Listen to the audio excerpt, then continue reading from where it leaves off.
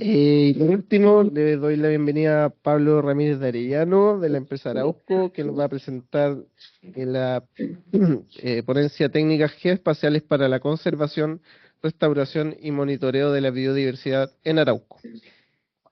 Pablo es investigador principal en manejo ecosistémico de Arauco, ingeniero forestal de la Universidad Austral y doctor en biología de la conservación de la Universidad Estatal de New York, especialista en planificación sistémica de la conservación, quien actualmente dirige un equipo que desarrolla protocolos basados en ciencia para conservar la biodiversidad y mejorar la provisión de servicios ecosistémicos asociados al manejo de más de 1 millón de hectáreas que Arauco tiene en Chile y sus conexiones con las operaciones de la empresa en Argentina y Brasil. En el hotspot de conservación de Chile Central se han implementado sistemas para conservación directa de 146 especies amenazadas, 17 ecosistemas y varios servicios ecosistémicos mediante la restauración de 25.000 hectáreas y la implementación de 60.000 hectáreas de áreas de alto valor ambiental que complementan los esfuerzos del Estado y otras instituciones. Adelante, Pablo. Bien. Bueno, muchas gracias por la invitación de hoy. Yo pretendo compartir un par de iniciativas que hemos estado realizando y que están muy ligadas al uso de datos masivos geoespaciales. Arauco es una empresa que tiene 1 millón de hectáreas acá en Chile, de las cuales 700.000 son de plantaciones de pino y eucalipto, el resto son programas de conservación. Y uno de los elementos en los que hemos estado nosotros muy metidos es en identificar áreas en que se van a reemplazar plantaciones de pino y eucalipto por vegetación nativa, restauración ecológica, remediación, como quieran llamarle. Y para eso, una pregunta que le sale a cualquier privado es, bueno, si yo quiero invertir en restaurar en Chile, ¿dónde son esos lugares que mueven la aguja desde el punto de vista de la provisión de servicios ecosistémicos y hábitat o ecosistemas? Entonces, ahí hay un desarrollo que realizamos con el Instituto de Ecología y Biodiversidad, de manera de poder priorizar lugares donde hay propiedad de Arauco y hay plantaciones, y dice que en verdad debería haber otra cosa, eso disponerlos para hacer restauración ecológica.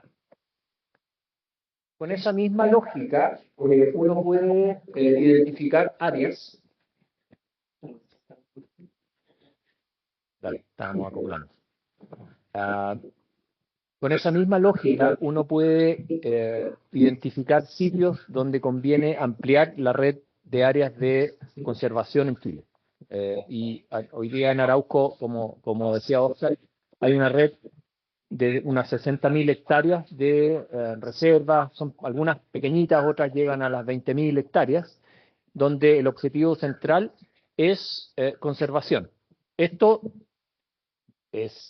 no es que la empresa de repente empezó a meterse en estos temas porque sí, hay certificaciones que permiten vender productos a Europa principalmente, ahí está FSC, PFC, que exige un tratamiento especial, sobre todo si tú estás trabajando dentro de un hotspot para la conservación. Por lo tanto, el hecho de restaurar y de tener una red de áreas de conservación es una exigencia. El punto es cómo somos capaces, con una serie de datos geoespaciales y con procesos que son transparentes, lograr mostrar dónde se están haciendo estas inversiones y que, como dije antes, estas mueven la aguja respecto a los desafíos que tenemos a nivel país, por qué no decir a nivel global. Entonces, nosotros, y este es el trabajo que hicimos con el Instituto de Ecología y Biodiversidad, partimos, esto es, bueno, prepandemia, partimos con un conjunto, iban a hacer talleres locales, vino la pandemia y dijimos, bueno, vamos a tener que hacer encuestas en web, preguntarle a distintos expertos dónde están aquellos sitios que les parece relevantes para conservar o mantener algún servicio ecosistémico. Y además les preguntábamos, bueno, ¿y quién más podría o conoce que podría responder sobre esto? Y ahí empezó, fueron 1.000 y tantas encuestas que se respondieron con un conjunto de sitios que finalmente a nosotros nos permitían inferir cuáles son aquellos servicios ecosistémicos, elementos de la biodiversidad, que son más relevantes a la hora de hacer una planificación territorial. El territorio que abarcamos fue entre la región de O'Higgins y la provincia de Yanquihue, dado que la empresa se concentra en esa zona. Y ahí es donde nosotros, en base a eso, desarrollamos información de 203 coberturas que abarcan 170 y tantas distribuciones de especies amenazadas, lugares con más stock de carbono, con potencial de almacenamiento, sectores que son visibles desde los caminos públicos y que tienen alguna relevancia desde el punto de vista escénico, tracks donde se usa para turismo del territorio, y así una serie de variables que nos permitían, por otro lado, fijarnos ciertas metas para cada una de ellas, metas explícitas. Por ejemplo, no sé, en Keule, la meta alta, porque fijamos dos tipos de metas. Una meta alta es que obviamente el 100% de la distribución de Keule debiera quedar en una red de conservación. Y otra, que era la meta baja, era un 80%. Pero, por ejemplo, si hablábamos de los pisos vegetacionales, también los pisos amenazados tenían una meta que era alto y que eran muchos de ellos 100%, pero después había una que no era tan ambiciosa, que en el caso de los pisos, por ejemplo, usaba su categoría de conservación. Entonces, teníamos una serie de variables con metas explícitas y por otro lado tratábamos de cumplir esas metas a un mínimo costo. Después voy a entrar en de qué hablamos cuando hablamos de costo. Y eso nos permitió generar estos 4 escenarios. En rojo están las áreas que son propuestas para, llamémosle conservación, y aquí usamos un par de procesos. Uno era este paquete de R, de Prioritizer, que finalmente usa un solver de Guroi, que es programación lineal entera mixta, para tener soluciones óptimas. Y también usamos otro que es Marksan, que usa Simulated Annealing y que en definitiva genera soluciones subóptimas, y que si uno empieza a repetir permanentemente este proceso para tener varias soluciones subóptimas, lo que aparece en rojo ahí son aquellos lugares que son píxeles grandes, trabajamos a una escala de 1 kilómetro cuadrado, porque si no, en ese tiempo se nos va de espalda el proceso. Yo creo que ahora sí podemos usar una resolución de 500 por 500, incluso podría ser más bajo que eso, pero en definitiva, cuando está en rojo es porque recurrentemente aparece en la solución óptima y subóptima. Por lo tanto, cuando tenemos un lugar que es relevante para cumplir estas 203 metas, nosotros al cruzarlo con los predios, ahí se ven en negro, ¿cierto? Los límites regionales. Y cuando lo cruzamos, decimos, bueno, aquí tenemos lugares que son relevantes, o para la conservación, si efectivamente ya tiene bosque nativo ese lugar, o para la restauración, si es que eso tiene plantación de pino o eucalipto. Entonces, esto lo hemos venido usando ya en el programa de restauración. Por ejemplo, ya llevamos 10.000 hectáreas que se iniciaron con restauración en estos sectores, y todavía nos quedan otras 15.000, y esto estamos permanentemente actualizándolo, de manera que tengamos como el mejor guess sobre cuáles son esos lugares relevantes para restauración en Chile. Y esto un poco salió porque desde el punto de vista del Estado en Chile no nos hemos puesto de acuerdo sobre si un privado quiere meterse en restauración, bueno, ¿dónde debiera hacerla? Porque no da lo mismo hacerla en cualquier lugar desde el punto de vista de cumplir con nuestras metas de carbono, de biodiversidad, y bueno, incluso de otras que se asocian más incluso a seguridad alimentaria. Entonces, al tener áreas de restauración y de conservación, nosotros estamos aplicando varias metodologías de monitoreo. No voy a entrar en esta presentación en esas, pero en definitiva nosotros estamos usando en fauna estas típicas cámaras de monitoreo, ¿cierto? Con huemul, zorro de Darwin, hay varias especies que están dentro de los predios. Estamos usando algunas técnicas de ADN ambiental para identificación de especies. Venimos haciendo transectos de vegetación ya por más de 20 años. Son unos 25.000 transectos que describen composición y estructura de la vegetación. Avistamientos de especies, pasamos ya los 100.000 registros de especies con problemas de conservación. LiDAR para los inventarios forestales, pero también para describir información de otros tipos de vegetación. También lo venimos usando desde hace 15 años. Hemos estado jugando con análisis hiperespectrales, ¿no? Que los sensores han mejorado mucho. de manera de poder describir las especies de las copas del dosel principal, de manera de poder tener clasificaciones de las especies o hacer un seguimiento. De alguna forma, claro, si uno tuviera hiperespectral en Chile, las clasificaciones que mostraba Federico, claro, pero el proceso suena bonito, pero no es finalmente tan bonito como parece. Digamos, hay un montón de desafíos técnicos que resolver. Bioacústica, lo mismo, con las bibliotecas que hay hoy día para reconocer sonidos de especies, uno puede tener estos monitoreos permanentes. Y bueno, monitoreos satelitales, ahí hay un mundo, digamos, y vaya a saber uno qué pasa ahora con, no sé, con Tanager y otros que van a empezar a proporcionar información muy relevante. Pero eso es como nosotros podemos tener métricas de progreso en las áreas donde ya estamos manejando. Y quiero ahora irme a un desafío, digamos. Este es en definitiva la función objetivo de Marx, que en definitiva es minimizar el costo, que es la primera, ¿cierto? Al mínimo costo, usted consígame esta lista de supermercados que tenemos ahí de 203 metas. Por lo tanto, es un problema del punto de vista de optimización súper clásico. Hay un par de otros de componentes, el boundary, que al final lo voy a mencionar, pero muy brevemente.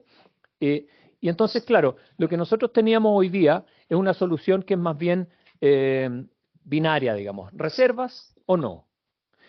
Ahí están los usos que usamos en una generalización de uso, y este es un ejercicio que hicimos, o hice a veces en algunos fines de semana también, que busca mirar el territorio con sus usos. Es una generalización, aquí es una mezcla entre Cadastro y SAMO 2016. Pero en la segunda imagen de costos está cuánto me significa a mí transformar ese uso que yo tengo hoy día a un uso de reserva, que en definitiva significa dejar de percibir el ingreso que tú pudieras tener de ahí, forestal, agrícola, etcétera, pero también agregar el costo de transformar eso, de restaurarlo. Tengo una vegetación o tengo asfalto, digamos, y tengo que transformarlo a algo con condiciones más naturales. Y por otro lado tengo un costo que me significa mantener eso en condiciones naturales. O sea, no es lo mismo estar al lado de una ciudad que estar más alejado del punto de vista de tener que poner más esfuerzo en controlar al fuego, quizá tener algún guardia, etcétera. Entonces, esos tres costos se reflejan ahí sobre lo que me significa a mí transformar lo que tengo hoy día a algo que es, en este caso, una reserva. Y en púrpura, en la tercera imagen, está una de las soluciones que ya les mostré antes, simplemente cambié el color, y es donde se tendría que expandir el sistema de reservas que está ahí en ese achurado para poder cumplir con estas 203 metas. Y la última es esta de, si yo repito sucesivamente donde hay píxeles o unidades de planificación que recurrentemente aparecen en la solución óptima. Eso es lo que tenemos hoy día. Pero uno quisiera, bueno, eso es para decir, en achurado, qué es lo que tenemos hoy día con nuestro sistema de áreas protegidas y cuánto nos falta o a qué tendríamos que llegar con esta solución óptima. Obviamente estamos hablando de 3.5 veces en esta zona la superficie de áreas protegidas tendría que ampliarse. Y por otro lado, desde el punto de vista de costo, con esa cobertura, hay otras formas obviamente de evaluar el costo, se multiplica por 4.5 veces. Eso es más o menos lo que tendríamos que hacer para lograr esas metas.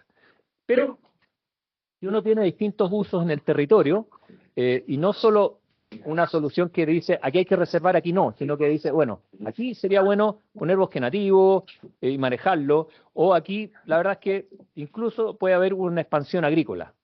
Me fui al otro extremo, básicamente. O una expansión urbana porque lo requerimos.